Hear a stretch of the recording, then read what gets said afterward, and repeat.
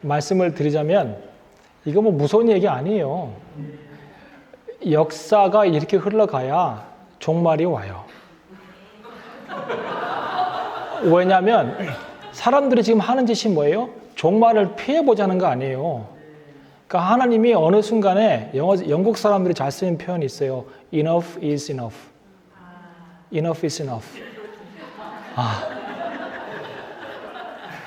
그러면 이제 예수님 나팔 불고 오시는 거예요. 그러니까 두려워할 필요도 없고 겁낼 필요도 없고 오늘 우리는 주님 안에서 우리에게 주어진 믿음의 삶을 잘 살면 되거든요. 근데 그 삶을 제가 세 가지로 정리를 했습니다. 뭐 새로운 게 있을까요? 아니, 없어요. 여러분 다 설교 안에 들었던 거예요. 그런데 다시 한번 상기하기 원하고 특별히 AI하고 연관되어서 한번 같이 늘 들었던 이야기를 좀 같이 공부해 보면 좋겠습니다. 첫 번째는 우리가 누군가, 인간이 누군가하고 하는 정의를 사회가 정의해 주면 안 돼요. 그러니까 아까도 우리가 AI가 뭐 비인류인가 아니면 신인류인가 헷갈렸잖아요. 그거 왜 헷갈려요? 하나님 말씀하신 게 있어요, 성경 안에. 그러니까 성경이 얘기하고 있는 인간이 무엇인가를 다시 한번 살펴볼 필요가 있습니다. 성서적 인간의 정체성. 그건 이제 여러 가지 이야기할 수 있지만 하나님의 이미지, 이마고 데이.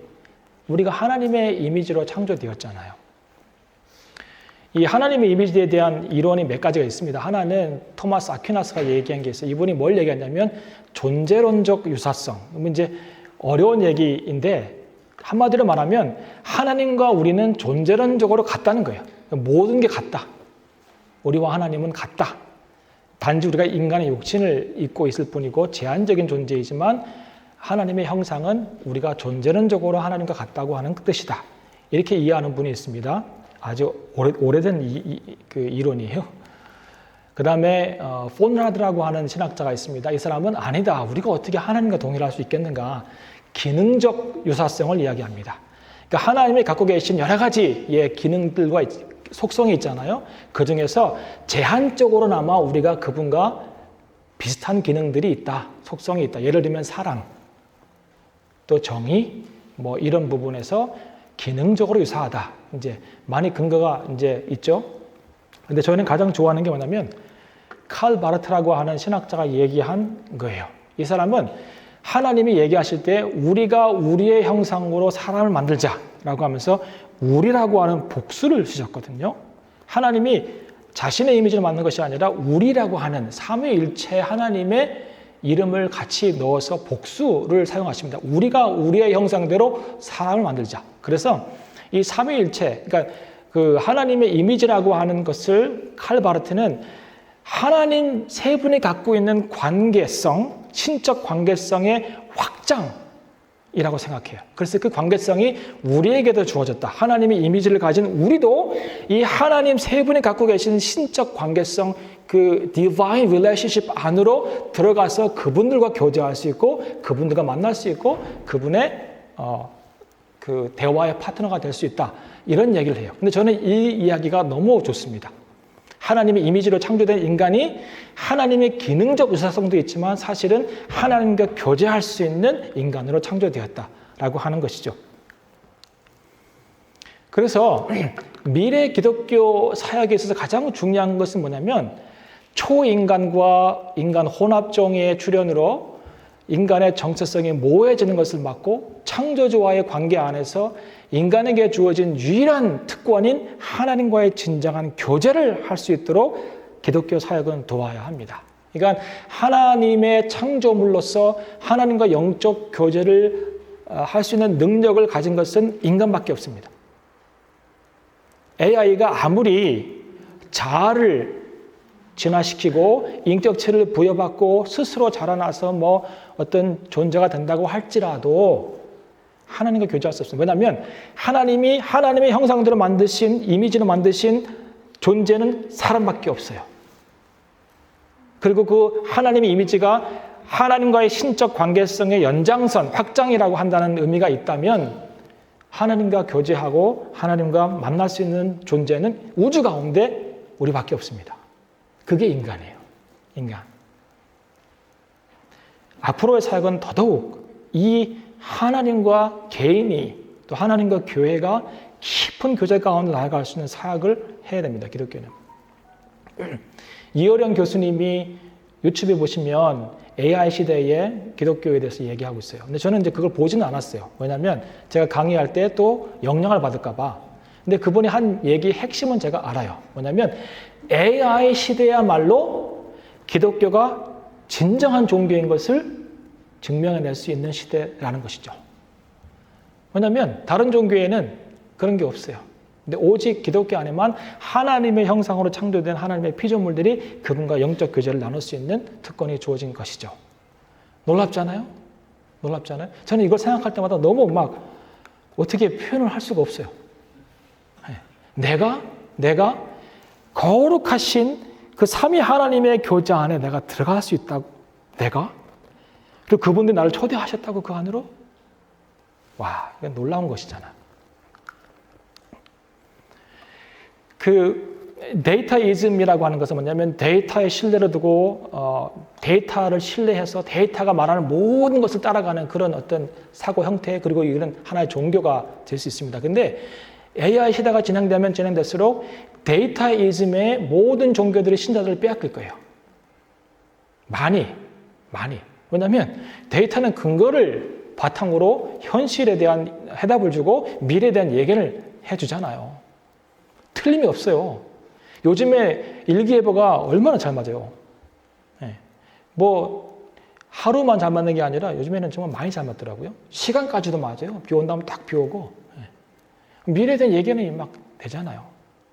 모든 데이터가 전 세계적으로 집합이 되는데 거기에서 나오는 해답들은 정말 명해답이잖아요. 그리고 미래에 대한 예측도 하고. 그러니까 데이터이즘에 많은 사람들이 몰려갈 것이라고요. 거기에 해답이 있다고 생각을 하니까.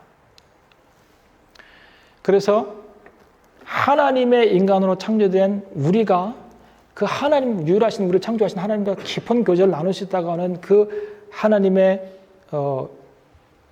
피조물 그리고 거기에서 나오는 성서적 인간에 대한 교육을 해주는 것은 굉장히 중요합니다. 우리 아이들에게도 우리 아이들을 이 과학 세계나 기술 세계나 이 증강현실 안으로 빼앗기는 것은 시간 문제예요. 생각해 보세요. 저도 그래요. 아침에 일어나면 뭐 먼저 봐요? 하루의 시작이 이거예요. 하루의 마침도 이거예요. 침대 안으로 들어갈 때도 우리 집사람 먼저 들어가고 저는 공부하다 오는데 제가 이걸 갖고 침대에 들어가지 집사람이나 침대에 같이 들어가지는 않아요. 이게 우리 사회 전반에 얼마나 많은 영향을 미치고 있어요. 이거 없으면 못 살아요. 그 배터리 10% 남으면 패닉 온다고 한 목사님 그랬잖아요. 한국 애들이 when did you have your panic? 그러면 when I have got 10% in my battery. 10%. only 10%가 배터리에 남았을 때 패닉이 오는 거예요. 그런 시대. 그러니까 자꾸 그쪽으로 빠져들어갈 수밖에 없는 시대. 하나님의 피조물로 하나님의 형상으로 창조된 그 피조물이라는 것을 알려주는 가정교육, 기독교 교육 굉장히 중요하고 교회에서도 강조해야 되겠죠. 그래서 성서적 인간형 중요하고 두 번째는 영성입니다. 영성. 그 AI 시대에는 호모 스피리투스 시대가 될 것이라는 얘기를 유발 하라리가 합니다. 그러니까 이제 호모 사피엔스에서 호모 데우스로 진화한다고 그랬잖아요. 인간이 휴머니즘을 통해서. 그런데 여기서 끝나지 않고 호모 스피리투스의 시대가 옵니다. 영적인 시대가 오는 것이죠. 그래서 보면 지식과 과학이 발달하는데 우리가 보통 생각하기에 과학과 지식이 발달하고 사회가 발달하면 종교성이 떨어진다 생각하잖아요. 인간의 종교성이 사실이잖아. 근데 AI 시대에는 오히려 인간의 종교성이 많아질 수 있다는 거예요.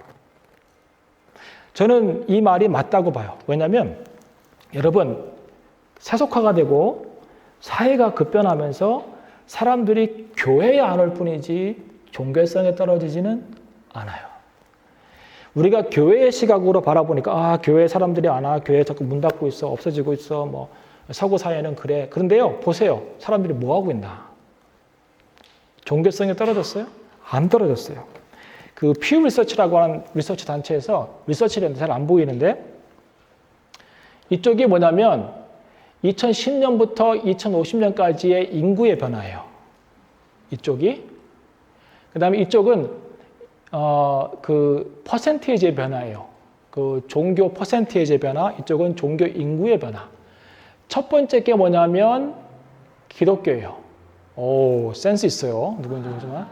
첫 번째 게 기독교예요. 기독교의 인구가 늘죠? 근데 이거는 기독교가 그 퍼센테이지가 는 게 아니라 인구가 늘기 때문에 기독교 인구가 는 거예요. 옆에 보시면 똑같아요. 31.4, 31.4. 근데 보세요. 2050년까지 30년 남았잖아요. 지금 그죠? 그러면 얼마나 과학이 발달하고 사회가 발달하고. 그런데 숫자가 떨어져요? 안 떨어져요? 안 떨어져요. 적어도 지금 상태로 하면 이게 곤두박질 쳐야 되거든요. 이렇게 2050년까지 되면. 근데 종교성이 떨어져요? 안 떨어져요. 무슬림 올라가요. 무슬림은 퍼센테이지까지 올라가요. 근데 뭐가 떨어지냐고요? 요 unaffiliated. unaffiliated가 뭐냐면 종교를 안 가진 사람들이에요. 그 사람들의 숫자가 조금 올라가요. 인구 증가 때문에. 그런데 퍼센테이지를 보면 뚝 떨어져요. 이 피우 리서치는요, 믿을 만한 단체예요. 믿을 만한 단체. 그럼 이 단체가 얘기하는 게 뭔지 아십니까? 한마디로 말하면 기독교나 무슬림이나 힌두교나 부디즘이나 이런 대부분의 종교는 떨어지지 않고 명목을 유지하거나 성장한다는 거예요, 대부분. 그런데 종교를 갖지 않은 사람들만 16%에서 13%로 떨어진다는 거예요. 그러면 종교성이 과학이 발달하고 사회가 발달할수록 떨어집니까? 아니면 올라갑니까? 올라가는 거예요.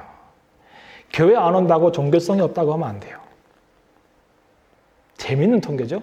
저는 이 통계가 틀리지 않다고 생각을 합니다. 송승진 교수가 피터 버거의 말을 빌어서 이런 얘기를 했어요. 피터 버거는 굉장히 그 유명한 종교사회학자거든요. 이 사람이 더 이상 신을 믿지 않지만 여전히 신을 그리워하고 있다라고 말을 피터 버거가 했어요. 그러니까 사람들이 교회를 안 와요. 그런데 신앙을 잃어버렸나요? 그렇지 않아요. 저는 그거는 제가 피부적으로 느껴요. 그러니까 유튜브를 이제 보는 분들이, 제 유튜브를 보는 분들이 하루에도 뭐 댓글도 많이 달고 이메일도 보내시고 뭐 이렇게 해요. 어떤 분은 카톡도 연결돼 있고 막 그래요. 어떻게 아는지는 모르겠어요. 하여튼 근데 그분들이 교회를 못 나가겠어요. 그런데 신앙을 잃어버린 건 아니에요. 네. 어떤 분들은 목사님 제가 지난 1년 동안 정말 우리 동네에 있는 교회를 다 다녀봤어요. 근데 적응을 못 하겠더라고요. 제가 문제가 있다고 생각했는데 안 그렇더라고요. 그래서 교회를 못 나가고 눈물로 예배를 드렸습니다. 유튜브로. 근데 그동안 모아놓은 헌금을 좀 보낼까 하는데 보낼까 해서 보내지 말라 그랬어요. 하여튼 그런 분들도 있어요. 그러니까 교회 안 나가면 단순히 날라리 신자야 그냥 형식적인 신자 이렇게 생각하는데 아니에요. 그렇지 않을 수도 있다는 거예요. 우리가 몰라서 그렇지. 그러면 이제 교회 안 다니는 사람들 보면 그들이 종교성이 없나요? 아니, 그렇지 않아요. 종교가 하고 있는 행태가 마음에 안 들어서 안 나갈 수도 있고 특별히 교회 안에서 실망하고 있는 부분들이 그럴 수 있죠. 종교성 자체가 religiosity가 떨어지는 것은 아니고 없어지는 것은 아니라 이 말이죠. 문제는 기독교가 어떤 모습으로 AI 시대에 높아지는 사람들의 종교성을 데이터이즘이나 AI나 이런 데에 빼앗기지 않고 기독교 신앙 안에서 만족을 얻도록 개인과 공동체적 영성을 발전시켜 나갈 것인가가 굉장히 중요합니다. 개인 영성, 그 다음에 공동체적 영성. 왜냐하면 종교성을 가지고 있는 사람, 잃어버리지 않고 그것을 주머니에 넣고 있든지 마음에 넣고 있든지 갖고 있는 사람들에게 기독교가 참 종교라고 하는 것을 보여주기만 하면 올 거예요. 저는 그렇게 생각해요. 염려할 필요가 없어요. 단지 아직 많은 사람들이 기독교적 영성을 맛보지 못해서 그래요.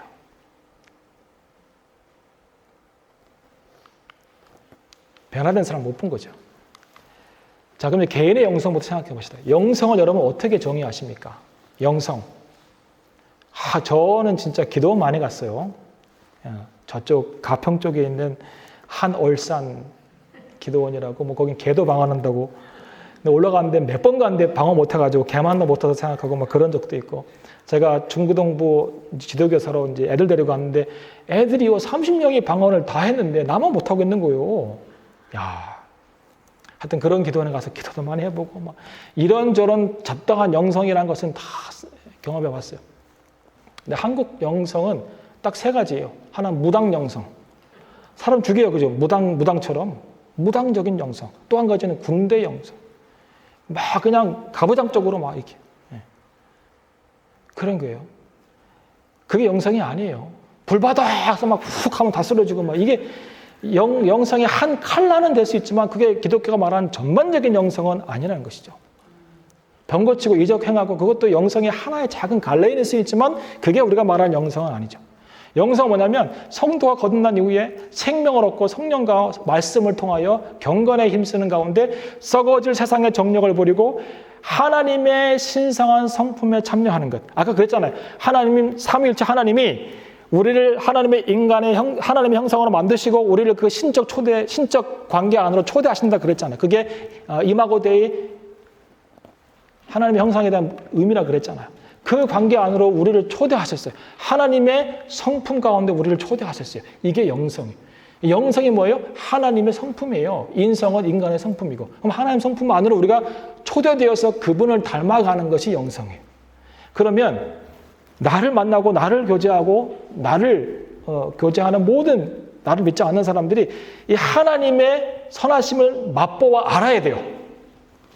어떤 부분이든지 간에. 이건 큰 도전이에요. 예. 사람들이 나를 목사로 보지 않고 사기꾼으로 보면 큰일이에요, 이거는. 우리가 무엇을 하든지 이웃과 직장과 모든 우리가 살아가고 있는 현장 가운데서 하나님의 성품, 왜냐하면 내가 그분과 교제하고 있기 때문에 내가 신의 성품 안에 들어가고 있고 그 인비테이션에 초대받아서 그분과 함께 그분들과 같이 교제하고 있기 때문에 그 성품이 자연스럽게 내 삶 가운데 내 말과 행동과 모든 것 안에서 드러나야 돼요. 하나님의 선하심을 맛보아 알지어다 그랬잖아요. 어떻게 맛봐요? 하나님의 사람들을 통하여서 맛보는 것이죠. 하나님의 성품에 참여하는 것이 영성이. 이 개인의 영성이 살아나야 돼요. 그래서 AI 시대 특별히 목회자에게 할 말이 있다면 저를 포함해서 목회자는요. 하나님과의 진정한 관계를 먼저 우리가 경험을 해야 돼요. 내가. 성도도 마찬가지예요. 날마다 어떤 모습인지 간에 나의 경건의 생활 속에서 하나님과의 관계 안으로 깊이 들어가야 돼요. 그리고 구약시대에는 예언자들이 뭐 했어요? 하나님이 주신 말씀을 받아서 선포했어요. 그러니까 하나님의 계시가 임하고 그 계시의 말씀으로 선포를 했어요. 마찬가지로 목회자들은 또 성도들은 하나님과의 깊은 영적인 교제를 통하여서 그분이 주시는 계시를 통하여서 물론 말씀도 계시예요. 말씀과 계시를 통하여서 하나님의 말씀을 증거하는 것이죠. 그게 첫 번째. 두 번째 목회자는 또 하나님과 깊은 교제를 통해서 하나님에게 주시는 계시의 말씀을 통해서 상담도 하고 또 목회 돌봄을 해야 돼요. 그래서 영적인 멘토가 필요한 시대가 옵니다. 영적인 멘토. 그냥 군중 가운데 신앙생활하면 이제 다 하나하나씩 떼어나가게 되어 있어요. 그 작은 교회가 더 좋은 교회예요. 작은 교회가 건강하다 뭐 그렇게 말하고 싶지는 않아요. 교회는 성장해야 되지만 그러나 교회 안에서는 소그룹이든 어떤 그룹이든 간에 그 안에 반드시 영적인 멘토들이 있어야 돼요. 그 영성을 같이 세워나갈 수 있는 군중 가운데 교회 오고 가고 예배 참석하고 이런 신앙 통해서는 신앙생활 못하는 시대가 옵니다. 깊은 하나님과의 교제 그 안으로 들어갈 수 있는 멘토링이 필요한 시대가 온다는 것이죠. 이 책 아세요? 껍데기 목회자는 가라. 또 껍데기 예배는 가라. 보세요. 우리가 얼마나 많은 껍데기 안에 있는가. 기독교 안에도. 저도 목회했지만 부끄러워요. 어떨 때는. 내가 왜 그랬지? 얄팍했다. 내가 스스로 얄팍한 거 아니까. 얄팍했다. 진실하지 못했다. 그냥 껍데기였다. 나는 진짜 최근에 충격적인 얘기를 하나 들었어요. 어떤 교회인데 크리스마스 때 돈 5천만 원인가 6천만 원을 풀어서 사람들을 데려왔어요. 교회를. 한국에서 있던 얘기인데 이게 말이 돼요? 말이? 그리고는 그날 뭐 1900명이 영접을 했다는 둥 말도 안 돼. 무슨 교회가 장사하고 있어요? 사람들 그렇게 필요해요? 그런 시대가 지금 우리가 살고 있는 시대예요. 다 껍데기예요. 알맹이는 하나도 없어요. 하나님과의 진정한 교제를 하는 사람들이 그런 목회적 계획을 세울까요? 아니, 그럴 수 없어요. 그럴 수 없어요. 그러니까 지금은 보면 AI 시대가 진행되고 과학이 발전되고 이럴수록 뭐가 알곡인지 뭐가 축적인지 알 수 있는 시대이고 그 이런 교수가 말했던 것처럼 정말 진정한 기독교가 무엇인지를 그 진정한 기독교의 그 핵심과 근본과 그걸 볼 수 있는 시대가 오는 거예요. 누가 진짜인지 아닌지는 금방 이제 드러나요. 그런 시대에 사는 것이죠. 깊은 성경적 영성의 경험적 측면이 AI 시대에 기독교가 다른 종교들, 특별히 AI가 주도해갈 데이터교로부터 차별화되고 진부한 진리만을 추구하는 수구적 문자적 종교라고 하는 폐쇄적 이미지를 극복하고 오히려 기독교가 인간과 그를 만든 창조주 하나님의 역동적이고 생동감 있는 교제하는 그런 관계 중심적인 종교라는 것을 증명할 수 있을 것이다 라는 것이 바로 저의 생각입니다. 깊은 성경적 영성의 경험적 측면이 중요해요. 하나님 만나야 돼요. 그냥 신앙생활을 하는 시대가 아니라 하나님을 만나고 그분과 연합되어서 살아가는 시대가 AI 시대라는 거예요. 저는 어떻게 보면 하나님이 구약의 예언자들에게 말씀하셨던 그런 시대가 올 수 있다고 봅니다. 오히려 더 좋은 시대예요. 우리가 더 깊이 교제하기만 하면 하나님을 더 깊이 더 리얼하게 만날 수 있는 그런 시대가 온다는 것이죠. 그러니까 드라이한 말씀 선포만 있으면 이제는 안 되는 시대가 옵니다. 제가 이제 공동체적 영성 얘기할 때 할 텐데 보세요. 이제 그래서 개인의 영성이 그렇게 세워져 가야 합니다. 개인의 영성이 하나님과 만나는 그런 영성이 있어야 되고 공동체적 영성도 마찬가지예요. 스카이 뉴스에 의하면 최근에 2001년부터 2011년까지 10년 동안 그 무속신앙 있잖아요. 패거니즘이 90% 성장했어요. 반면에 기독교는 410만이 감소했습니다. 근데 교회 안 나오는 거예요. 종교성을 잃어버린 것은 아니고 교회 안 나오는 신자가 410만이 줄었어요. 지난 10년 동안 2001년부터 2011년까지. 근데 무속신앙은 90%가 늘었어요. 보면 보세요. 사회에는 과학은 이렇게 진행하고 있는데 종교는 원시적 종교 형태로 가는 것이죠. 이해가 되세요? 고등 종교에는 죽을 쓰고 있고 저등 종교가 지금 살아나고 있는 거예요. 이 현상을 어떻게 설명할 건가요? 고등 종교는 영국 안에서 매력이 없어요. 오히려 사람들이 저급한 무속 종교로 가는 거예요. 제가 얼마 전에 그 TV를 봤는데 사람들이 자기 가든에 가운데다 불을 피워놓고 그 주변을 막 도는 거예요. 북치고 영국 사람들이에요. 북치고 막 하고 막 도는 거예요. 그 주변을 돌면서 하다가 막 갑자기 엑스타시를 경험해가지고 막 이렇게. 예. 그 흔해요. 왜 그럴까요? 뭐가 그 사람들을 이 과학이 발달하고 사회가 발달하는 이 시점에 이쪽 방향으로 가는 사회와 과학을 등지고 저급한 원시 종교의 형태로 나아가는 것일까요? 거기에는 신과의 직접적인 접촉이 있습니다. 근데 경험적 측면이 있는 것이죠. 그러니까 AI 시대의 현실 세계와 가상 세계와 구분이 없는 시대를 살아가는 사람들은 종교가 형이상학적이고 신학적이고 사고적이고 드라이한 그런 것을 별로 안 좋아한다는 거예요. 30분 동안 딱 프리스트가 서가지고 그냥 본문을 그냥 읽어내는 그런 종교 싫다는 거예요. 그게 성공회든 메소디스트든 한국교회든 어디든 간에 그런 가르침은 이제 됐어 그거죠. 그거 어딘지 다 있으니까 그런 거는. 근데 인터넷 세계에서 우리가 경험할 수 없는 것은 공동체로 모였을 때 그 공동체 안에서 역사하시는 성령의 역사를 인터넷에서는 볼 수 없는 거예요. 그래서 교회에 와야 되고 교회에 왔을 때는 반드시 그 경험이 있어야 한다는 거예요. 우리 시대는. 왜냐하면 AI 종교로 뺏길 수밖에 없는 것은 뭐냐면 AI는 말해주잖아요. 직접적으로. 지금 미국의 어떤 캐톨릭 교구에서는요, 원래 신부님들이 고해 성사를 받잖아요. 근데 AI가 받아요. 왜냐하면 뉴트럴하잖아요. 신부님한테 고백하면 그분이 나를 알 수도 있어요. 성도 한 100명만 돼도 목소리 들으면 알지 모르겠어요? 그러면 저분이 저런 죄를 졌네 뭐 이렇게 알 수도 있잖아요. 가기가 좀 그럴 수도 있겠죠. 근데 AI는 뉴트럴하잖아요.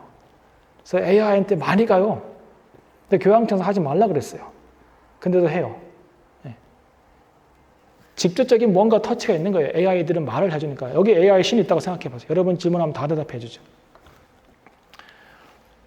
여러분이 예배 드리는 예배 현장 안에서 어떤 교회든지 간에 하나님의 강력한 임재와 성령의 역동적 역사를 경험해 본 적이 있습니까? 제가 지금은 이제 그냥 학생들을 가르치는 역할만 하지만 목회할 때 가장 큰 고민은 어떻게 교회를 성장할 것인가는 아니었어요. 성장은 하나님의 몫이라고 생각했어요. 그럼 저의 가장 큰 관심이 뭐냐면 어떻게 오늘 우리가 모이는 그 현장, 예배 가운데 하나님의 강력한 역사와 임재와 성령의 역사가 있을 것인가? 어떤 모습으로? 오늘 예배가 끝났을 때 나는 하나님의 임재와 성령의 일하심을 보고 느꼈나? 그래서 설교를 잘했을 때도 저는 많이 슬펐어요. 그날 내 안에 내 그 영적인 어떤 그 컨빅션 안에 하나님의 임재와 성령의 일하심이 안 느껴졌을 때는 너무 슬펐어요. 왜냐하면 그게 없으면 모일 이유가 없으니까. 그것은 다른 데 가면 더 잘 드러날 수 있어요. 여러분 왜 그 사람들이 막 이렇게 종치고 막 이렇게 그 새 벽두에 그 스톤헨지 가가지고 그 수많은 사람들이 모여서 막 그러겠어요? 거기에는 뭔가 그들이 믿는 신들의 매니페스테이션이 있어요. 그들의 신들이 막 나타난다고요. 왜 사람들이 무당에게 가겠어요? 요즘에 무당 광고 보면 기독교인 환영이라고 써 있대요. 왜 가겠어요? 왜 가겠어요? 얘기해 주잖아요. 막 어떤 신의 그 어떤 빙의가 나와가지고 막 직접적으로 막 음성도 변조되면서 막 뭔가 인카운터가 만남이 있잖아요, 거기에. 그러면 우리 예배는 성령의 우리 맨날 예배할 때 성령이 이곳에 계십니다. 하나님 함께 계십니다라고 선포하고는 하지만 또 믿고는 있지만 또 그렇게 알고 있지만 증거가 어디 있냐고요. 증거가. 여기에 큰 도전이 있어요. 저는 목회자로서 또 우리는 성도로서. AI는 직접적으로 반응을 해주고 저급 종교는 바로 뭔가 인카운터가 일어나니까 그걸로 사람들이 몰려가는 거예요. 기독교의 대안이 있다면 우리가 함께 모였을 때에 하나님의 임재와 성령의 역사가 일어나는 증거들이 드러나야 돼요. 그 방언은 아니에요. 제가 얘기하는 거 병고침 그건 아니에요. 그러나 누구라도 그 안에서 오늘 하나님께서 우리 가운데 역사하셨어, 계셨어 라고 하는 이 공동체적 영성이 자꾸 개발돼야 돼요. 딴 거 할 필요 없어요. 사회사업 정부가 더 잘해요. 하지 말자는 게 아니에요. 도와줘야 돼요. 근데 그게 1차적인 목표는 아니에요. 어느 때는 그냥 저희 영국교회에서 그냥 기도 모임 할 때는 어떤 분은 그래요. 목회를 오래 하신 분은. 뭔 기도가 필요하냐. 하나님의 임재를 구하자. 어떤 분이 저한테 그랬어. 너는 왜 한국에서 목회하셨는데 영국까지 와서 일해? 그랬어요. 너는 뭐가 너의 선교의 사명이야? 그랬어요. 제가 그랬어요. 옥스퍼드에서 그랬는데 나는 내가 원하는 건 딱 한 가지 있다. 보통 선교사들은 영혼 구원하고 교회를 세우려고 오고 다른 일들을 하고 오죠. 나는 하나님이 이 땅 가운데 오시는 걸 보기 원해서 이 땅에 왔다. 하나님이 한번 이 땅 가운데 오시면요. 무슨 일이 일어나겠어요?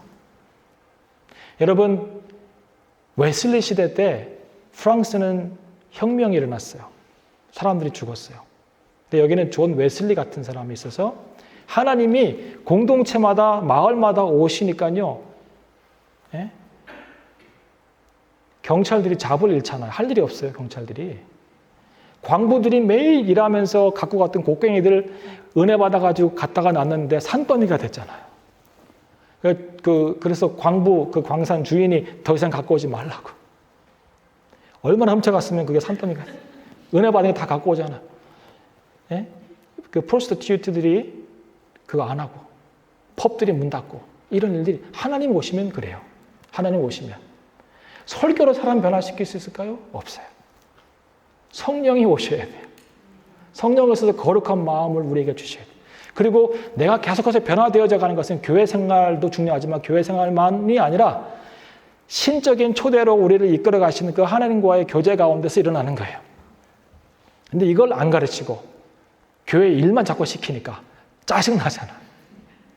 제자라고 하는 것이 교회에 일 잘할 수 있도록 시스템을 알려주는 게 제자 훈련이면 안 되죠.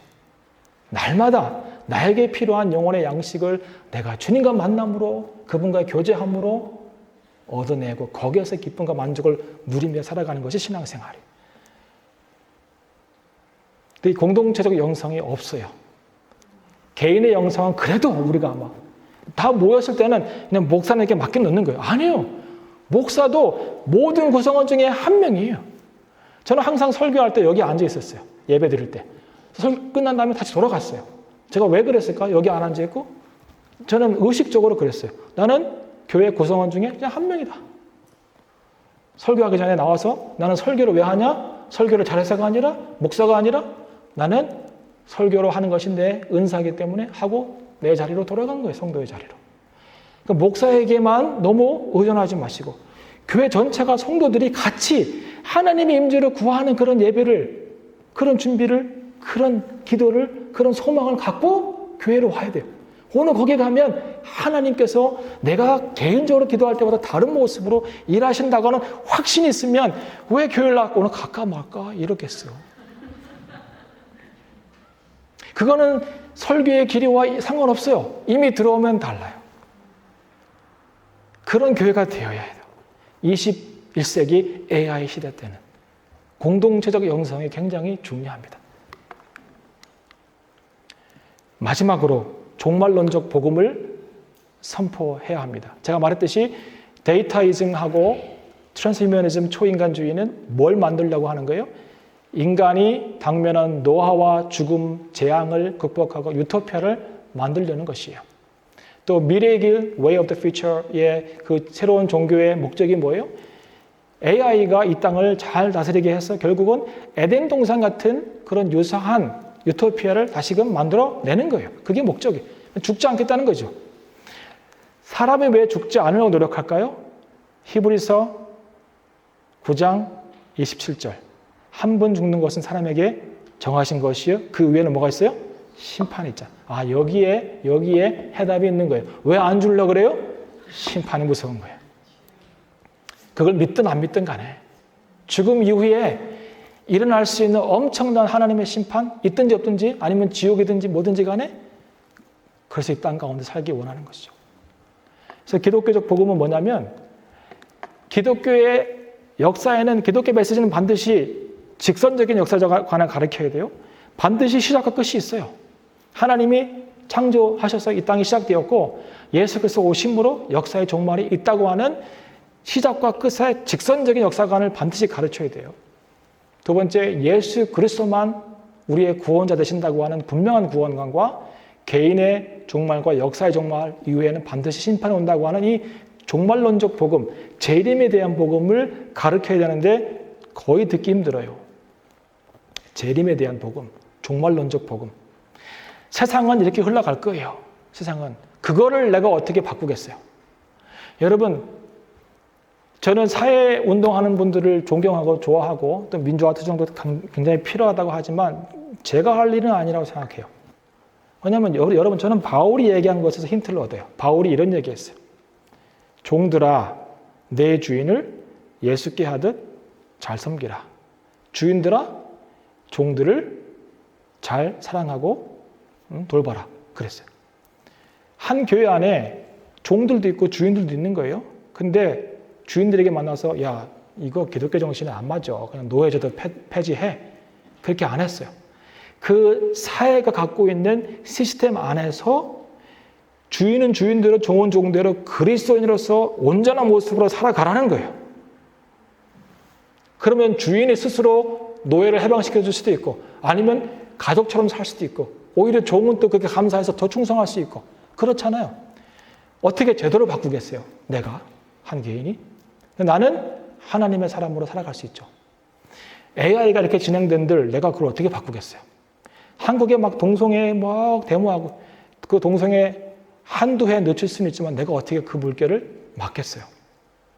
오늘 내가 할 일은 종말론적 복음을 가지고 역사에도 내 개인적인 삶에도 종말은 온다.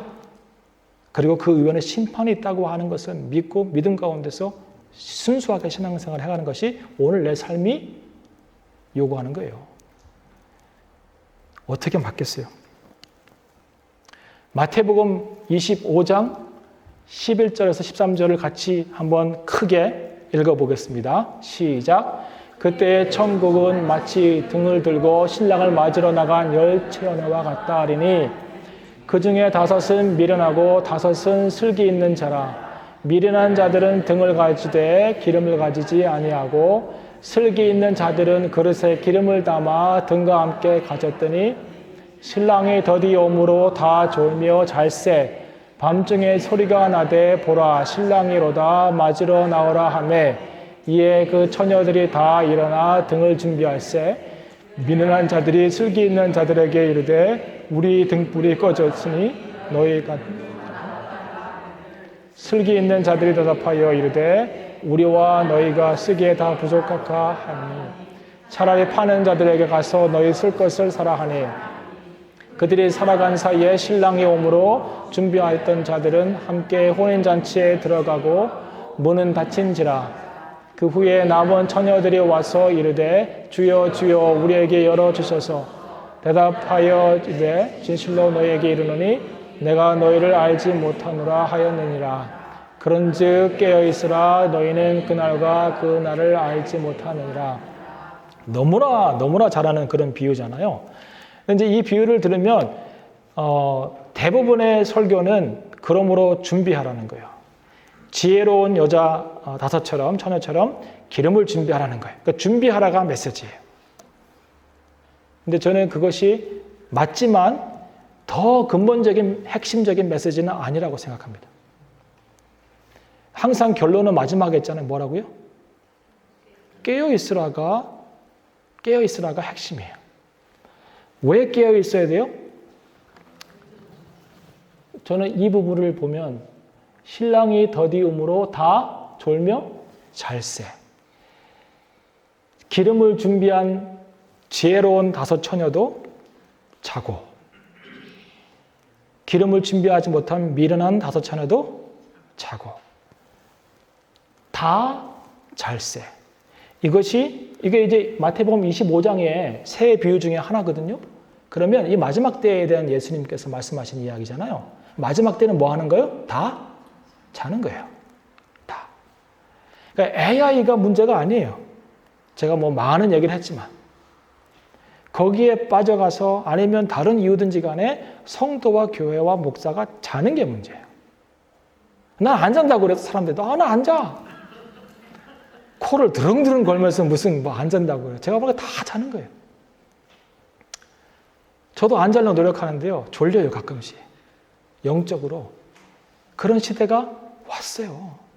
편한 거 추구하고, 뭔가 자극적인 거 추구하고, 현실과 맞닥뜨리지 않고 뭔가 도피해서 뭔가 자유롭고 누구도 나를 보지 않고 아무도 나를 모르는 그런 곳으로 가고 그 휴가를 해외로 가는 이유는 아무도 나를 몰라 거기는. 그게 인간의 본성이에요. 그러니까 신앙생활의 본질적인 측면은 다 내려놓고 껍데기를 추구하다 보니까 나는 신앙이 있다고 뭐 준비되었다고 기름을 준비되었다고 막 붙잡고 있는데 뭐 하는 거예요? 자는 거예요. 자는 거예요.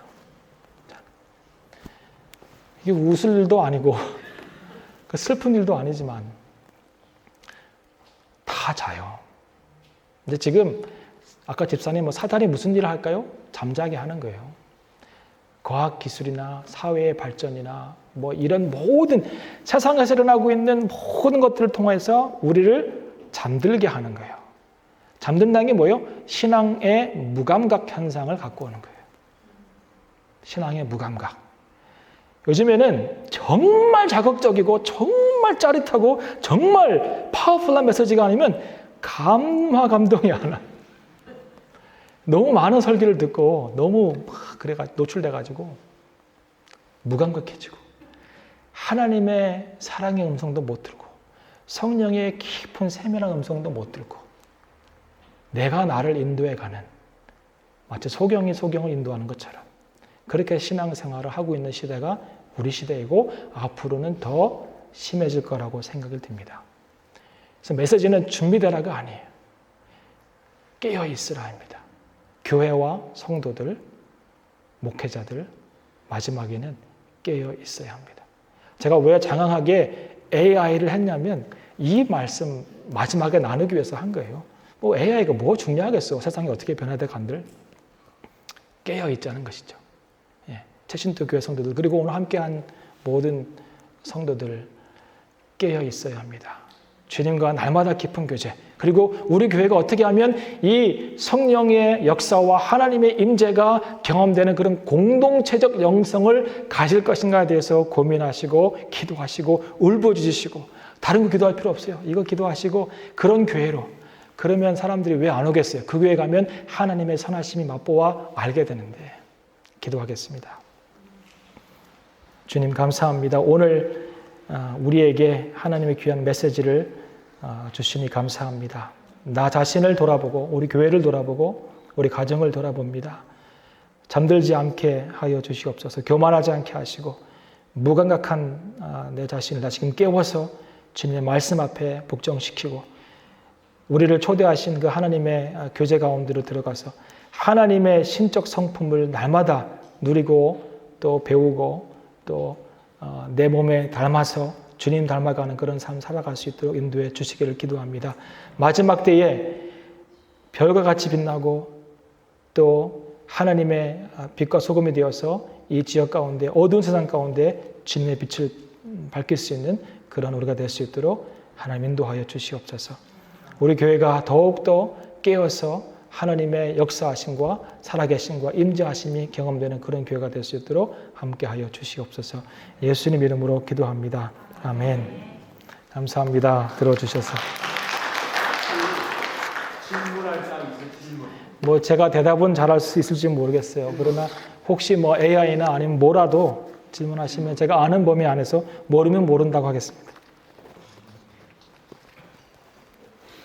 이게 두 종류인데 이 정도 되면 강의가 너무 탁월하셔서 이해했다든지 아니면 목사님의 사회학 쪽으로 접근을 드리니까. 진짜 그 질문이 뭔데 어느 분이 먼저 예. 질문이라기보다는요, 목사님께서 어떻게 답변하실지 궁금해서. 예. 요즘 젊은 아이들, 20대 초반의 아이들의 가장 큰 고민이 예. 앞으로 어떤 직업을 선택할 것인가에 예. 대해서예요. 예. 특히 왜 그러냐면 앞으로 AI 시대가 되면 이 직업은 없어질 거다. 앞으로 이 직업은 유망하지 않다. 이런 거는 늘 나누는 고민들이 대부분이거든요. 예. 그 아이들에게 앞으로 너희들은 어떤 직업을 선택하면 직업을 선택한다는 말보다 어떤 기준으로 너희는 직업을 선택할 것이냐 이런 질문을 한다면 어떻게 답변하실 것인가? 제 생각에는 지금 사회가 어떻게 변화될 것인가에 대한 전망을 가지고 지금 직업을 찾고 안 찾고 하는 것도 굉장히 중요하지만 그 아이가 가장 좋아하고 제 생각에는 그냥 원론적인 대답이고 일반적인 대답이지만 그 아이가 가장 잘하고 좋아하고 그리고 하고 싶어 하는 영역 안에서 그 일을 하는 것이 가장 중요한 것 같고요. 그것보다도 중요한 것은 직업이 돈을 버는 수단이 아니라 하나님을 섬기는 하나님의 콜링이라고 하는 것을 잘 심어주시면 오히려 저는 그게 더 좋을 것 같습니다. 왜 그런 얘기를 하게 됐냐면요. 질문이 이제 길어지면 되지만 지금 현재 대학에서 교수님들이 매일 들어와서 하는 얘기가 너희들 이거 하면 앞으로 못 먹거든요. 이야기하는 거예요. 예. 우리가 늘 해주는 이야기들이 흔들려요. 애들이 많이 흔들리고요. 또 하나는 아까 말씀하신 것처럼 AI 시대 계속 진행되면 로봇가 개발되고 계속 그런 일들이 계속 유망한 직업들이 그리고 그런 직업만 그런 경우일 때 그리스도인들이 과연 이 흐름을 이렇게 다 알고 있는데 그 개발이나 아니면 그런 일들에 동참하는 것들은 어떻게 생각하시나요? 제 생각에는 글쎄요, 뭐 시대의 흐름을 따라가고 안 따라가고 하는 것보다도 하나님께서 그 아이에게 주신 달란트와 그 아이의 인생을 향한 목적이 무엇인지를 분명하게 하는 것은 굉장히 근본적인 일인 것 같아요. 그래서 예를 들어서 왓슨이 뭐 의료 계통에서 지금 앞으로 10년 안에 모든 것을 다 할 것이고, 그래도 의사는 필요할 수 있어요. 그래도 또 앞으로 법률에 많은 뭐 AI가 활동을 해도 그래도 어느 정도 부분까지는 법률가도 필요할 수 있어요. 그러니까 지금 당장 내일 필요 없는 직업은 선택할 필요는 없지만, 그러나 진행되고 있는 과정 가운데서 사회에 필요한 일들은 그래도 찾아서 할 필요가 있다고 생각이 들고, 그리고 지금 우리가 갖고 있는 직업 세계 안에서 갖지 말아야 될 직업들이 있나요? 기독교인으로서? 있죠. 어떤 것이 있을까요? 뭐 술을 판다든지, 뭐 팔 수도 있겠지만, 그 슈퍼마켓 얘기하는 건 아니고요. 술집 얘기하는 거. 예. 하여튼 기독교 직업윤리 안에서 갖지 말아야 될 직업군들이 있잖아요. 그건 우리가 그 애들한테 권하지 않잖아요. 그러나 그 밖의 영역 안에서 뭐 유치원 교사라고 할지 선생이라고 할지 이런 모든 다양한 직업군 안에서 아이들이 그 영역에 가고 싶다고 하면 보낼 수 있잖아요. 그죠? 지금 현재 상태 안에서는. 예.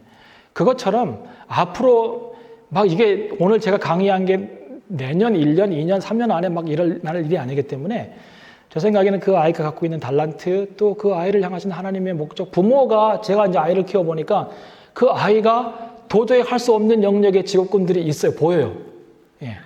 우리 아이는 손이 둔해가지고 의사하면 요만큼 찢을 걸 이만큼 찢을 거예요. 그래서 너는 의사 안 되겠다. 뭐 손으로 하는 건 안 돼요. 근데 머리는 비상하고 또 논리적이고 아이를 키워가면서 그 아이 갖고 있는 달란트가 뭔지를 발견해 보다 보니까 법률가가 되라고 제가 했어요. 뭐 AI를 몰라서도 아니고 어떻게 사회가 진행될지는 제가 알고 있기도 하지만, 그러나 지금 당장 그 영역에서 직업군에서 사람이 필요하기도 하고, 또 앞으로 한 5년, 10년 안에는 계속 그 일이 진행될 거고, 그 이후에 될 일들은 어떻게 될지 모르겠죠. 그러니까 제 생각에는 너무 AI에 초점 맞춰가지고 내일 당장 어떤 직업을 선택할 거예요, 막 이런 고민보다는 하나님께서 그 아이에게 주신 달란트, 또 그 아이가 잘할 수 있는 영역이 무엇인지, 그리고 어떤 일을 선택하든지 간에 그게 악한 일이 아니라면 그 일 속에서 하나님의 사명을 감당할 수 있는 그런 사람이 될 수 있도록 격려하고 북돋아주는 거, 뭐 그런 것이 더 필요하지 않을까 생각합니다. 네. 대답이 됐는지는 모르겠어요. 아까 질문이었던 또 다른 질문, 또 날이면 날마다 오는 기회가 아니고 아까 말씀하신 좋은 말씀 감사합니다. 네. 그 시대에 사실은 저희가 어떤 날은 기분이 좋은 날은 설교를 좋은 설교 4편도 들을 수 있고요. 어떤 날은 더 많이 들을 수도 있는 그런 시대가 있는데, 제가 들었던 설교하고 비슷한 설교를 계속 보내주기도 하고 이 아이가 그래서 더 비슷한 종류의 설교 듣기도 하는데, 결국은 혼자서 할 수 없는 일들은 공동체적인 영성을 형성하는 거라고 생각합니다.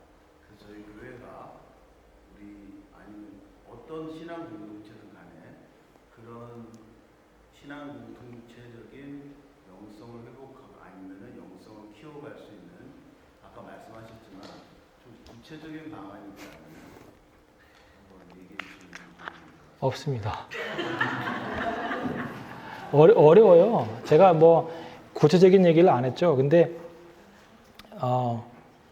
소망이고 전망이고 또 그렇게 제가 목회를 해왔었고 또 늘 그걸 추구해왔고, 그런데 다른 거 없어요. 개개인들이 하나님을 간절히 소망하고 만나기 원하고 교제하기 원하고 개개인의 영성 안에서 하나님의 성품 안으로 참여하는 연습들을 해나가면 그 개개인이 모인 공동체 안에서 왜 그 일이 안 벌어지겠어요?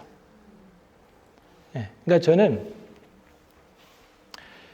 참 예배는, 저는 이제 그 가인과 아벨의 이야기에서 굉장히 많은 힌트를 얻어요. 근데 가인과 아벨이 제사를 드렸을 때, 이제 그것도 이제 연관됐으니까 이제 말씀드리면, 왜 가인의 예배는 안 받으시고 아벨의 예배를 받으셨을까? 이 고민을 진지하게 저는 해봤어요. 사람들이 제물의 차이다. 제물의 차이. 그러니까 아벨은 그 양의 첫 새끼와 기름을 드렸잖아요. 그리고 가인은 곡식을 드렸잖아요. 그 제물의 차이. 그러니까 하나님께서 그 번제를 좋아하시니까. 근데 생각해 보세요. 넌센스예요.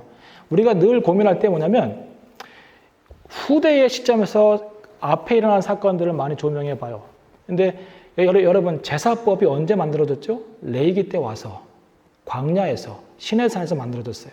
그러니까 가인과 아벨은 그 한참 전에 제사라고 하는 개념과 법도 없을 때 한 제사예요. 그러면 제물의 차이는 아니잖아요. 만약에 하나님이 제물의 차이로 누구의 예배를 받고 안 받으시면 그 하나님 여러분 믿겠어요? 그럼 1,000만 원 갖고 온 사람 예배가 더 좋지. 아니잖아요. 우리 하나님 그런 분은 아니에요. 제물의 차이는 절대 아니에요. 그럼 뭐의 차이예요? 정성의 차이? 삶의 차이예요. 삶의 차이. 삶의 차이. 가인은 동생을 죽여서 나쁜 놈이 아니라 원래 나쁜 놈이기 때문에 동생을 죽인 거예요. 그 얘기 어디나 유다서 읽어보세요. 가인은 악한 자라. 그래서 동생을 죽인 거예요. 그러니까 삶이 악했어요. 가인은. 뭘 했든지 간에. 근데 아벨은 그렇지 않았어요. 여러분, 아벨이 왜 양을 키웠을까요? 그 고민을 한번 생각해 보셨어요? 아벨이 왜 양을 키웠을까요? 창세기 9장에 가서야 하나님이 사람들에게 동물을 먹으라고 허락하십니다. 그러면은 아벨이 양을 키운 것은 식용이 아니었어요. 그 왜 그랬을까요? 그냥 놔두면 되는데 왜 그 양을 키웠을까요? 저는 그 힌트를 창세기 3장에 찾는데, 창세기 3장에서 하나님이 아담과 하와의 수치를 가라지기 위해서 동물을 죽이잖아요. 그 동물이 저는 양이라고 봐요. 그래서 예수님도 어린 양이고 세상죄를 지고 하는 어린 양이에요. 양이에요, 양. 그 양이 왜 필요했어요, 아벨은? 옷을 만드는 직업을 가졌겠죠. 양을 키우면서 옷을 만드는 거, 먹지는 않았어요. 양을 키우다가 죽여서 가죽을 벗겨가지고 옷을 만들고 하는 일을. 근데 그 작업을 하면서 아벨이 뭘 묵상했을까요? 저는 제가 아벨이었다면 이 양이, 어떤 한 양이 희생되어서 죽음으로 우리 아버지 어머니의 죄를 가려주신 하나님의 은혜를 기억하겠죠. 한 사람은 일상생활에서 자기 직업이든 삶이든 간에 하나님에 대한 묵상과 죄 용서함과 이 개념이 있어서 이제 예배를 드렸고, 가인은 악한 자예요. 예배를 드렸어요. 누구 예배를 받으세요? 아벨 예배를 받으시겠죠. 왜냐하면 아벨은 선한 삶을, 거룩한 삶을 살다 왔으니까. 도덕적인 뿐만 아니라 하나님과의 교제도 있었으니까. 근데 가인은 그렇지 않았거든요. 재물의 차이도 아니고 정성의 차이도 아니고 삶의 차이예요. 그러면 참 예배는 언제 시작되냐면 예배를 끝나고 난 다음에 돌아가서 우리의 삶 가운데서 예배가 시작되는 거예요. 여기서는 예배를, 삶 속에서 예배를 드리려고 하는 준비를 하는 거죠. 공동체적으로 은혜를 받아서 승리하기 위해서.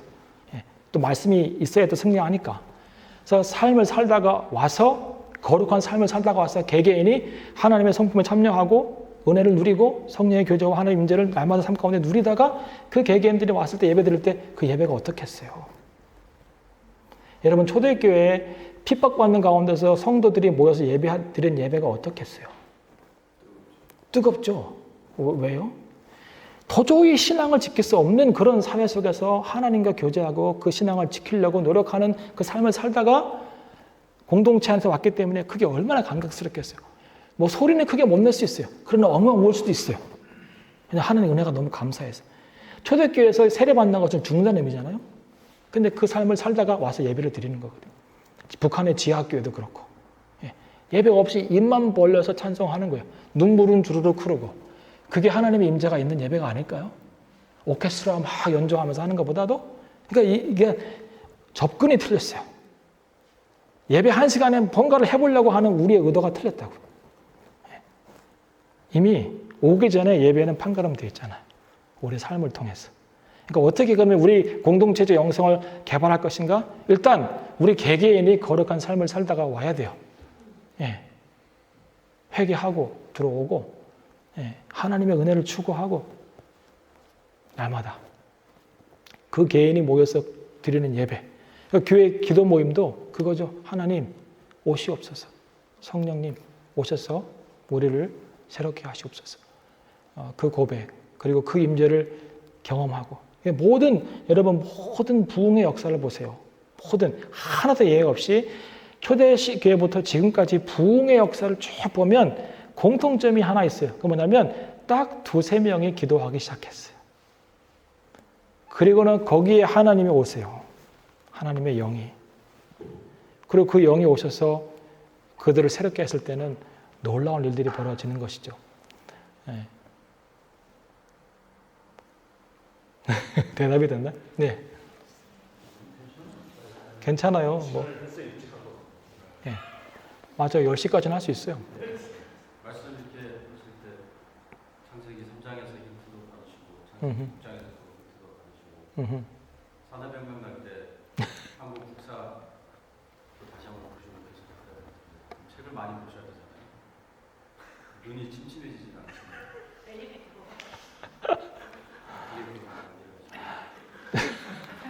비타민 C, B 먹습니다. 비타민 B. 아직까지는 뭐 크게 노화는 안 왔어요. 아직까지는 크게 노화는 안 왔고요. 뭐 스크린도 보고 뭐 책도 보고 하지만 아직까지는 그렇지 않고요.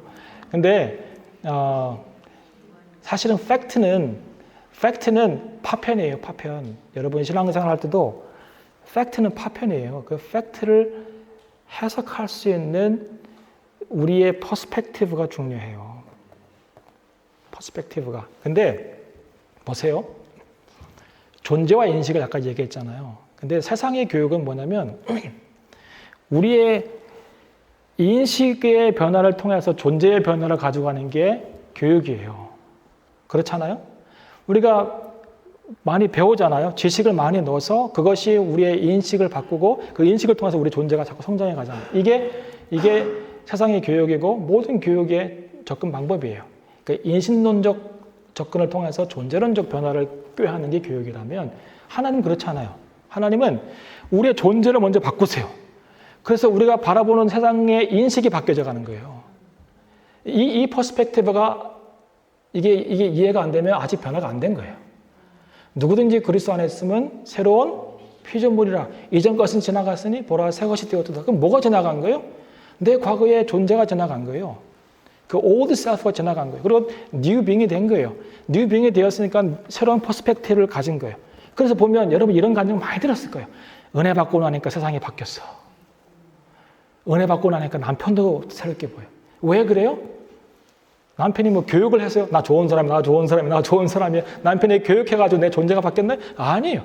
하나님의 은혜가 임해서 내 존재가 바뀌다 보니까 인식이, 세상을 바라보고 모든 현상을 바라보는 인식이 바뀐 거거든요.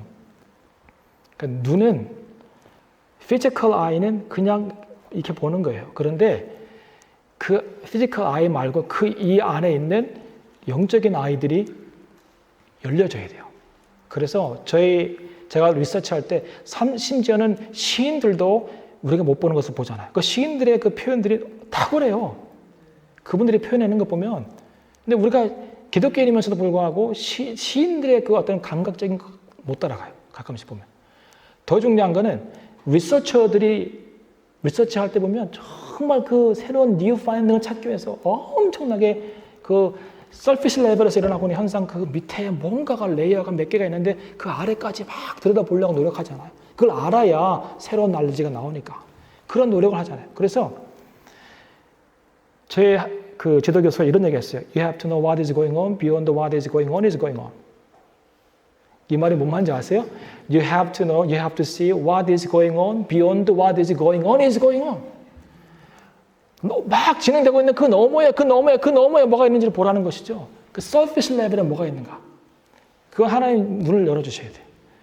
네, 그래서 존재적 변화를 통해서 우리의 인식이 바뀌면 세상도 그리고 가정도 환경도 다 고난이 축복입니다. 이 얘기 함부로 못해요. 이 인신종적 변화를 통해서 존재라는 변화를 꾀하는 사람들은 축복은 나쁜 것이죠. 이거는 굉장히 프래그마티즘한 거예요. 여러분, 프래그마티즘이 뭐예요? working 하는 게 what is working is good이에요. what is convenient is good. 굉장히 프래그마티즘 하잖아요. 일하는 게, 그러니까 working 하는 게 좋은 거고, 그리고 나를 편하게 좋은 거예요. 근데 성경은 what is not working is good in your life for your soul. 일하지 않는 게 좋은 거예요. 불편한 게 좋은 거예요. 성경 안에서는. 이게 존재론적 변화를 경험하면 이 고난과 고통과 불편함과 이런 것들이 이해가 돼요. 그러면 가난도 이해가 돼요. 감사해요. 가난도 감사하고 오히려 질병도 감사하고 다 감사하게 돼요. 이 존재론적 변화가 생기면 감사하게 돼요. 항상 감사하라. 존재론적 변화가 생기면 돼요. 내가 새로운 피조물이 되면 하나님의 시각으로 바라보게 되는 거예요. 그래서 하나님의 신적인 공동체, 그 교제 안으로 신의 성품에 참여하게 되는 것이죠. 예, 저는 그렇게 생각해요. 그래서 눈 너무 걱정하지 마세요. 예. 교회 안에서 잠깐 놓쳤는데요. 교회 안에서 종과 주인에 대한 말씀하셨는데 예, 예. 교회 안에가 아니라 그 당시 사회상이었어요. 예, 그 당시 사회상. 현재 안에 교회 안에 종과 그 사회 현상들이 그 1세기에 있었던 현상 사회 제도고, 그 다음에 예수님의 복음이 선포될 때에 사회 속에서 주인된 자도 복음을 들을 수 있고 종된 자도 복음을 들을 수 있잖아요. 그죠? 근데 복음을 듣고 나니까 변화받아서 교회로 오게 되었어요. 그러니까 이제 종들과 주인들이 같이 한 공동체 안에 있게 되는 것이죠. 예. 마치 군대에 군대 교회 가면, 제가 군종병이었는데 군대 교회 가면 장교들 있고 사병들 있잖아요. 예, 그런 역할. 예. 근데 거기서도 막 뒤통수 때리고 자면 이렇게 교회 왔는데, 예. 근데 그런 관계 안에서 바울이 노력했던 것은 뭐냐면, 이게 사회 제도가 바뀌어야 교회 공동체가 온전해지겠다. 그게 아니었어요. 교회 공동체 안에서 종된 자든 주인이든 간에 하나님의 사랑을 그리스도 사랑으로 변화되기만 하면 이 사회 제도가 교회 안에서는 통용이 되지 않으니까, 형제니까, 그리스도 안에서 예수 그리스도의 피로 거듭난 형제 자매가 되었으니까 존재가 의미가 없는 것이죠. 그런 제도의 의미가 없는 것이죠. 그리고 그것이 밖으로 나갔을 때도 그렇게 되는 것이죠. 네. 그래서 사회 제도를 바꾸는 것도 참 중요하지만 어떻게 보면 교회 안에서 그리스도 형제 자매끼리 있고 없고 피부색이나 이런 것과 상관없이 그 안에서 그리스도 사랑이 정말 경험되는 그런 공동체가 되면 너무 좋겠다는 생각을 하게 된 거죠. 예. 오늘 강의의 핵심적인 부분은 아니었습니다. 그렇지만 중요한 것이라 생각이 됩니다. 개인적으로 이제 교회 2000년이고 종교계 500년. 예. 근데 어느 기존의 패러다임이 또 개인의 삶이 모든 삶의 양식이 특이점에 왔다고 저는 많이 생각합니다. 예. 그리고 어렸을 때부터 제가 교회에 대해서 생각하는 게 아직도 크리스천 로켓이 있거든요. 그래서 아까 설교중에 말씀해 주셨지만 공동체, 교회에서 개인을 충족시키지 못함이 있잖아요. 그래서 지금 보면 이 교회화된, 그러니까 기독교는 무엇일까, 교회는 무엇일까 되게 생각 많이 하고 있거든요, 개인적으로. 그래서 그거 이전에 순수하게 예수님을 만나고 싶거든요. 이 말씀이 저한테 시와 음율로 왔으면 좋겠는데 그냥 텍스트로만 보거든요. 그런 것에 대해서 어떤 방향으로 가야 될지. 개인의 신앙생활 안에서 아니면 그 교회 공동체 안에서요? 그러니까 말씀드린 아까 AI나 이런 것들은 제가 생각하는 제가 제가 해봐서 아는 것들이 있거든요. 제가 시작해서 가장 첨단 기술에 관련된 거. 제가 20년 전부터 인공지능 이런 걸 해왔었거든요. 자율주행 자동차도 했고. 예. 그래 왔는데 말씀하신 것처럼 신앙이 없어지는 게 아니고 오히려 원초적인 신앙적으로 방향을 찾아가려는 욕구가 너무 많아요. 말씀해 주신 것처럼 음, 그런 욕구가 오히려 더 커지더라고요. 근데 그러다 보니까 내가 가지고 있는 것들이 내가 지식을 교육을 통해서 내가 경험한 것들이 어떤 그 베이스먼트가 흔들리기 시작했거든요. 그게 어떤 의도와 목적을 가지고 형성되고 있기 때문에 그것이 내 신앙과 영성과 잘 부합하지 않는 것들이 많아서 처음에는 어떻게 생각했냐면 이런 부분을 초기화를 해야 되는 건가 어떻게 버려야 될 것인가에 대해서 많이 생각을 했거든요. 근데 이제 버리다 보니까 어떤 것이 귀중까지도 버려지는 단계에 이루어진 거예요.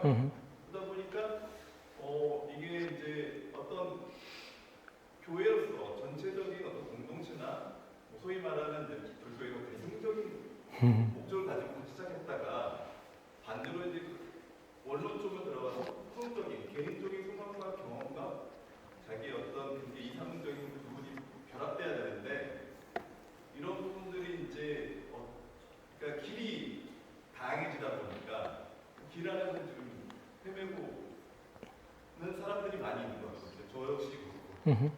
맞아요. 교회 안에 그런 분들 많이 있어요. 제가 많이 봤고 또 이해합니다. 그런데 우리가 신앙생활을 시작했던 교회가 어떤 교회인지를 좀 잘 생각해 볼 필요가 있어요. 교회는 저는 두 가지가 있다고 봐요. 하나는 institutionalized church가 있어요. 제도화된 교회예요. 이거는 오가니즘이에요. 아니, organization이에요. organization에서 가장 중요한 거는 그 organization의 목적이에요. 하나님의 뜻이 아닐 수도 있어요. 그런 교회들 안에서 어떻게 하면 종교인으로 살아가는 것이 좋은지에 대해서 많이 배웠어요. 진짜로. 저는 그거를 부인하지 않아요. 많은 교회들이. 솔직하게 얘기하면 그래요. 그러니까 오가니제이션의 목적을 달성하기 위해서 막 캐치프레이즈 붙이잖아요. 앞에다가. 500만 500명 성도 몇몇 구역 몇 선교사 파송 그게 뭐예요? 그거는 그 어디 회사나 있을 법한 그런 캐치프레이즈지 우리 교회에 있을 필요가 없어요. 근데 교회가 인스티튜셔널라이즈 돼가지고 제도화되고 그래서 그 제도 안에서 그 인스티튜션이 갖고 있는 목적을 이루기 위해서 교회가 운영되고 하는 걸 저는 많이 봤어요. 근데 교회가 오가니즘이 돼야 돼요. 고린도 교회에 바울이 보낼 때 너희가 그리스도의 바디가 아니냐, 몸이 아니냐. 그래서 하나의 지체. 근데 우리가 신앙생활하고 있는 교회 안에서 보면 얼마만큼 우리가 지체의식이 있는가.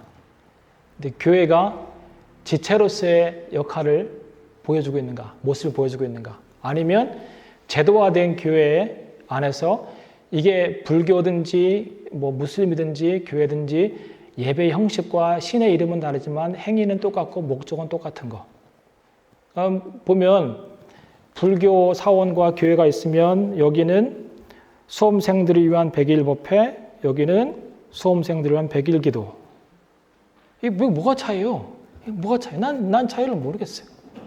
여기는 복 받기 위해서 법회 열어주고 여기는 복 받기 위해서 기도해주고. 메시지가 그래요. 신도 많이 확보하기 위해서 서로 노력하고. 그래서 그런 어떤 교회들 안에서 신앙생활을 하다 보면 온전한 복음, 진리의 복음, 진리의 말씀을 듣고 그 안에서 신앙생활을 정말 온전히 하나님과의 교제 안에서 살아가기보다는 조직 안에서 그 안에 소속감을 가지고 그 조직 안에서 요구하는 것들을 많이 하게 되고 그래서 좋은 직분 받고 그러니까 왜 저는 장로가 될 때 돈을 내는지 권사가 될 때 돈을 내는지 이해를 못하겠어요. 근데 우리 어머니 내시더라고요. 제가 말리지는 못했어요. 왜냐하면 그 조직에서 하는 일이 그런 거니까. 근데 얼마만큼 우리가 교회 공동체라고 하는 거, 그 예수님이 피 흘리시면서까지 세우시기 원했던 그 교회와 얼마만큼 멀어져 있는지 우리가 알아야 돼요. 그렇다고 초대교회로 돌아가자 이 말은 아니에요. 또 왜냐하면 우리 시대에 필요한 우리 시대가 요구하는 교회를 만들어야지 또 초대교회로 돌아가요. 초대교회로 돌아가면 좋겠어요? 그럼 다 건물을 팔아서 통용해야 돼요. 제가 영국 교회한테 그랬어요. 영국 교회 성도들한테 저한테 막 초대교회로 돌아가자고 그래요. Let's go back to the first. 그러면 너 저기 니네 집 팔 준비 됐냐고 그랬어요. 그랬더니 얼굴이 빨개져요. 그러지 않을 거면 그런 얘기 하지 말자고. 우리 시대에 필요한 교회를 우리 같이 그리스도에 지체되는 입장에서 오르게니즘의 모습으로 만들어 가야지 뭐 또 그런 얘기 하냐고. 그러니까 신앙생활을 한마디로 정의하기가 굉장히 어려운 시대가 됐는데요. 우리가 모여서 목사님 중심으로 신앙생활 하실 때 어떻게 하면 우리가 진짜 그 지체된 공동체로서의 모임을 가질 것인가, 오거네이제이션의 모습을 갖추지 않고 그런 고민들을 진지하게 해보시면 좋을 것 같고요. 고민이 많습니다. 저도 많고 한국 교회 성도들 안에서 교회들 안에서 방황하는 사람 너무 많아요. 너무 많아요. 그냥 떠날 수 없어서 다 다니는 거예요. 떠날 수 없어서. 저는 그런 사람 너무 많이 봤어요. 근데 그러면 너무 불쌍하잖아요. 너무 불쌍하잖아요. 저는 한국 가서 목회를 못 하겠어요. 왜냐? 이런 얘기하면 당장 잘릴 거예요. 누가 저를 받아주겠어요? 최신턴 교회니까 저를 받아주고 같이 울며 불며 기도해 하며 막 그랬지 못 받아줘요. 근데 개혁은 우리 안에서 먼저 일어나야 돼요. 내가 정말 주님의 자녀인가? 하나님 자녀인가? 내 안에 성령이 계신가? 내가 교제하고 있나? 내가 하나님의 신의 성품에 참여하려고 노력하고 있나? 내 안에 그 배고픔이 있는가? 이 점검을 먼저 해야 돼요. 하루를 막 살아가다 보면 정말 그 숨이 가쁠 정도로 하루 살아내면 내가 오늘 뭐 했지? 하나님은 없고 나만 달려온 그런 인생. 근데 그게 오늘 하루의 마지막일 때 그러면 괜찮은데 인생의 마지막에 나를 돌아보니까 헐떡거리며 뛰어왔는데 저만치 하나님 계신 인생이 되면 얼마나 슬프겠어요. 대답이 됐나요? 죄송합니다. 마지막에 무거운 얘기를 해서. 감사합니다.